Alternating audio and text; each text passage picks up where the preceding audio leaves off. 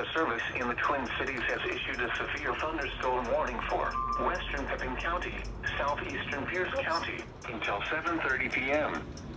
At 6:27 p.m., a severe thunderstorm was located near Plum City, or 17 miles northeast of Red Wing, moving south at 20 miles per hour.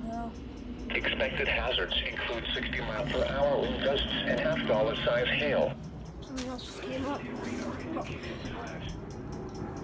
Oh, one of them expired. Perfect, I'm gonna program it. Expect wind damage to roofs, siding, and trees. This severe thunderstorm will be near Plum City around 6:40 p.m. Other locations in the path of the severe thunderstorm include Stockholm and Pepin.